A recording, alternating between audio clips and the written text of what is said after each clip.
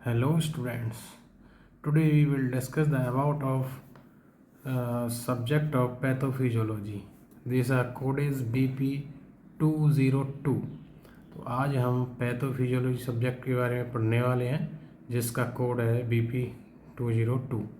तो चलते हैं. So these are starting of first unit. So first unit is the about of pathophysiology and about of introduction of pathophysiology. So first one is pathophysiology is a modern integrative biomedical science founded in basic and clinical research concerned with the mechanism responsibility for the initiation, development and treatment of pathological process in human and animal. कहने का मतलब ये है कि ये जो pathophysiology के अंदर हम जो अध्ययन करने वाले हैं वो बेसिक ही होता है, जिसमें जो ह्यूमंस हैं या एनिमल्स हैं उनके अंदर क्या क्या प्रोसेस होती है, क्या उनके अंदर डेवलपमेंट होती है, क्या सेल डेवलप करती है, क्या वर्क होते हैं, तो ये हम इसके अंदर पढ़ने वाले हैं. Next point is the first is physiology the study of the body and its function.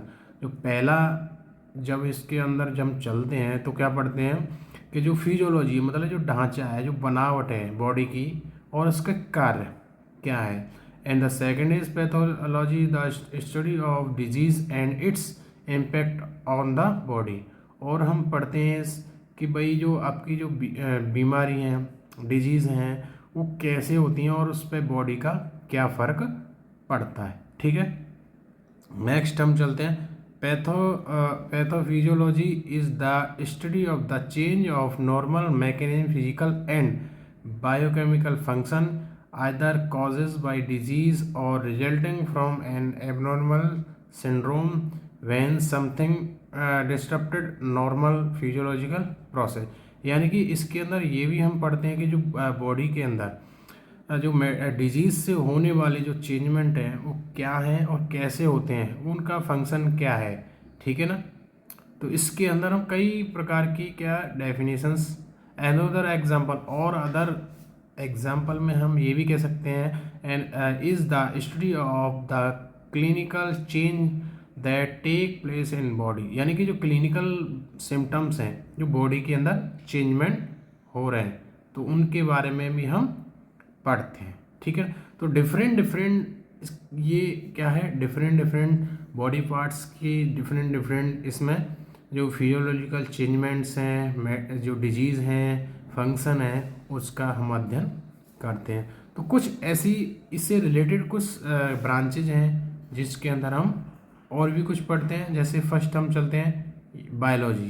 तो बायोलॉजी क्या है. Biology is a natural science. ये एक नेचुरल साइंस है. It is the study of life and living और जो इसके अंदर क्या है, लाइफ जीवन के बारे में और जो जीवित ऑर्गेनिज्म है उनके बारे में हम स्टडी करते हैं. Including their structure, function, growth, evolution, disruption and taxonomy. Pathophysiological process being frequently at the cell level. यानी कि इसके अंदर जो हमारे जो लिविंग ऑर्गेनिज्म है उनके अंदर जो ग्रोथ होने वाली है, क्या कार्य होने वाले हैं, ये सारी चीज़ें हम किसके अंदर पढ़ते हैं, बायोलॉजी के अंदर पढ़ते हैं. नेक्स्ट आपकी है anatomy and histology.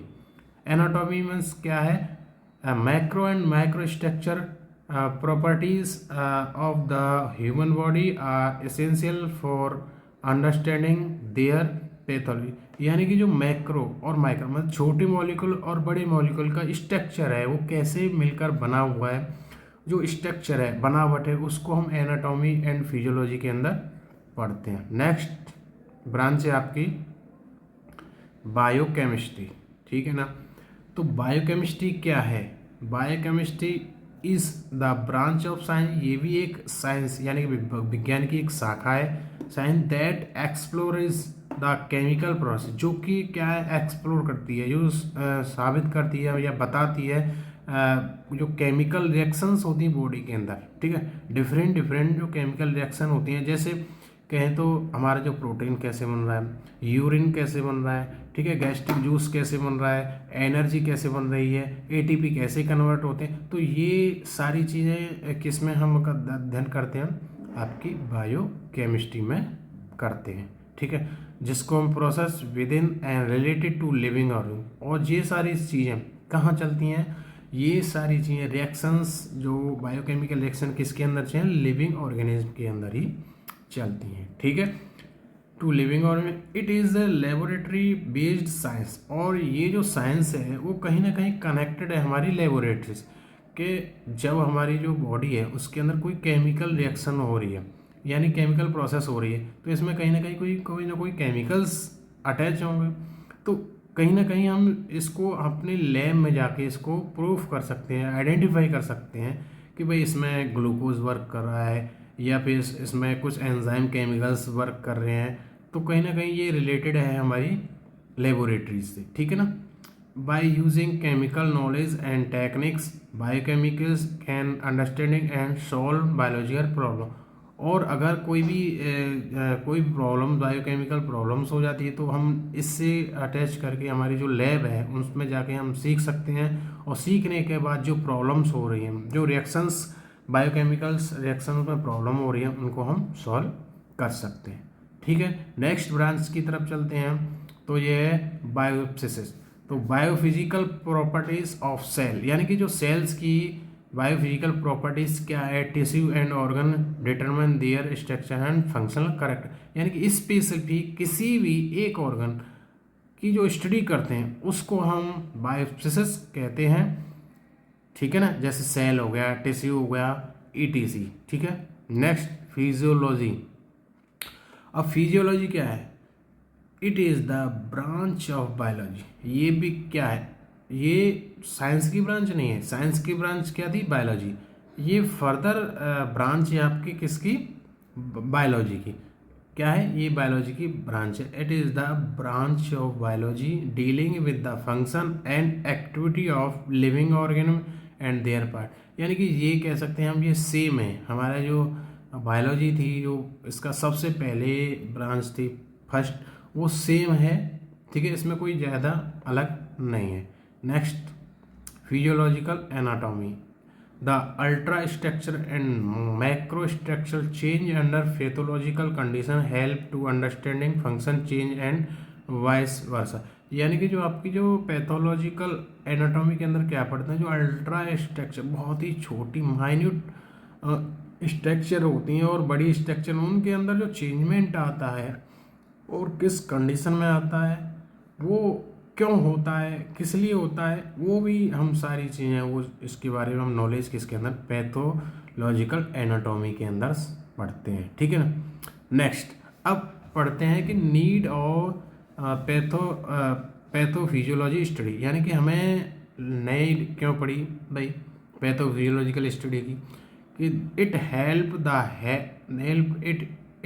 The health care professional and find answer to impact questions related to the disease process, यानी कि हमें पैथोफिजियोलॉजी की स्टडी करने की ज़रूरत इसलिए पड़ी कि हमारे जो अंदर प्रोफेशनल जो हमारी कुछ हेल्थ से रिलेटेड, यानी कि हमें हेल्थ को और इसकी जो इम्प्रूवमेंट करने के लिए, हमारी जो हेल्थ को इम्प्रूवमेंट करने के लिए, जब तक हम किसी बीमारी के बारे में नहीं जानेंगे, उसके बारे में नॉलेज नहीं होगी, तो हम कैसे अपनी हेल्थ को इम्प्रूव कैसे पता कर लेंगे भाई हमारे अंदर ये बीमारी हो गई है, इस बीमारी के ये वो प्रॉब्लम्स हैं, डी बेनिफिट्स हैं। तो इसलिए हमें इसकी स्टडी करनी पड़ी, ठीक है। तो ये कुछ आपकी जो कुछ ब्रांचेस थी जो मैंने आपको वन बाई वन डिस्क्राइब किए हैं कि भाई पैथोफिजियोलॉजी में ये पढ़ते हैं, ठीक है ना, बायोलॉजी में ये पढ़ते हैं, एनाटॉमी में ये पढ़ते हैं, बायोकेमिस्ट्री में ये पढ़ते हैं, ठीक है ना। तो वन बाई वन ये मैंने आपको बता दिया और ये आपको बहुत अच्छे से समझ आया हुआ। अगर समझ नहीं आया हो तो आप मुझसे फिर से पूछ सकते हैं। नेक्स्ट इसी के सेकंड टॉपिक पे चलते हैं, basic principle of cell injury and adaptation, ठीक है।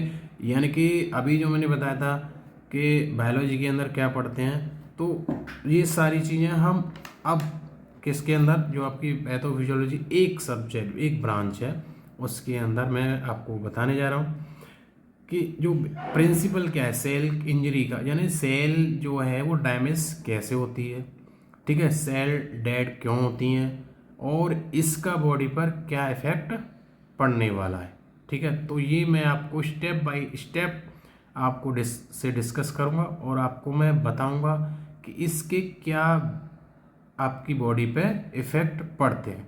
कि अगर सेल इंजरी क्या है, मतलब सेल के अंदर चेंजमेंट हो जाना, सेल प्रॉपर वर्क नहीं करना, ठीक है, ग्रोथ नहीं करना, ये सारी चीज़ें, ठीक है ना।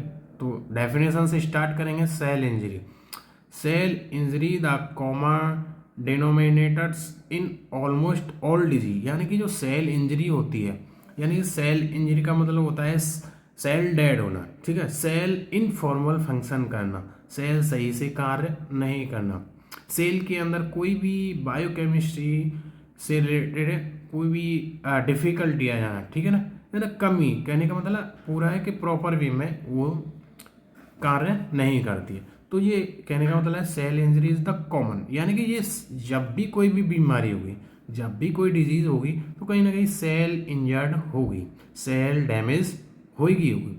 तो कहने का मतलब ये है cell injury is the common demonstration it in almost all disease, यानी कि लगभग लगभग सारी डिजीज में ये सेल इंजरी होती है। It is defined as an alternation in cell structure और biochemical function resulting from some stress that excite the ability of the cell to components through normal physiological adaptive mechanism।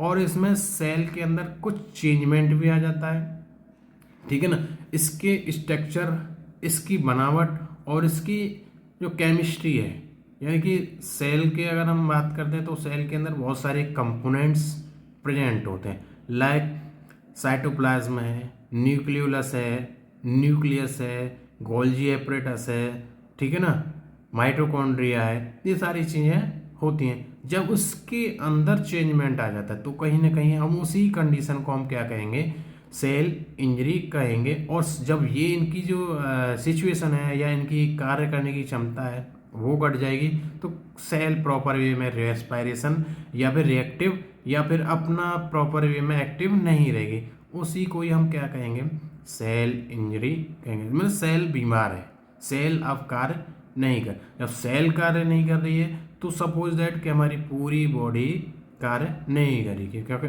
आपकी जो एक cell होती है, जैसे कहते हैं ना कि structure and functional unit of the cell, यानी कि जो स्ट्रक्चर का मतलब कहते हैं जो आपका जो स्ट्रक्चर है, ठीक है, या ढांचा है या जो बनावट है वो क्या कौन प्रोवाइड कराती है, सेल प्रोवाइड कराती है। और जो आपकी जो कार्य करती है स्ट्रक्चर एंड फंक्शनल वर्क, जो वर्क करती है वो भी सेल ही है। अगर सेल काम नहीं कर रही तो सपोज दैट कि आपकी बॉडी कहीं ना कहीं रिलैक्स रहेगी, एक्टिव नहीं रहेगी, ठीक है। नेक्स्ट बात करता हूँ मैं, इट इज थर्ड पे, cell injury result when cell are stress so several that they are no longer able to adapted, or when cell are exposed to inherently damage agent or stuff from intrinsic abnormalities। और जब cell dead हो जाती है, damage होती है, तो कहीं ना कहीं जब भाई इंजर्ड हो गई यानी कि बीमार हो गई सेल, तो अब उसके अंदर चेंजमेंट आएगा तो कहीं ना कहीं एबनॉर्मलिटी बॉडी के अंदर, एबनॉर्मलिटी मतलब कमी होना शुरू हो जाएगा, ठीक है। तो ये डिफरेंट आपकी जो सेल इंजर्ड की डेफिनेशंस है। Different injuries stimuli affect many metabolism pathway and cellular organ, यानी कि जो डिफरेंट टाइप की जो सेल इंजरी है वो स्टिमुलाई करती है, क्या करती है, बढ़ाती है, किसको अफेक्ट करती है, किसको अफेक्ट करती है बेटा, ये अफेक्ट करती है आपकी मेटाबॉलिक पाथवे। मेटाबॉलिक पाथवे क्या है, आपका जो मेटाबॉलिज्म हो रहा है उस पाथवे को अफेक्ट करती है, सेल्यूलर जो ऑर्गेनल्स हैं उसको अफेक्ट करती है, ठीक है। नेक्स्ट, इंजरी में be progress through a reversible stage and culminating in a cell death, और लास्ट में आपकी जो सेल है वो डेथ हो जाती है। यहाँ तक जो मैंने आपको सेल की परिभाषा बताई है वो आपको समझ आई होगी। कुछ डेफिनेशंस बताई थी मैंने, कुछ अलग साइंस की, वो आपको समझ आई होंगी। ठीक है, तो अब मैं आपको नेक्स्ट जो पढ़ाऊँगा वो नेक्स्ट क्लास के अंदर पढ़ाऊँगा। अभी तक आपको समझ आया होगा, अगर ये समझ आ जाए तो आपको ठीक है, वरना आप मेरे से फिर से पूछ सकते हैं। ठीक है, तो मिलूँगा मैं नेक्स्ट क्लास में। आज के लिए बस इतना ही। Thank you.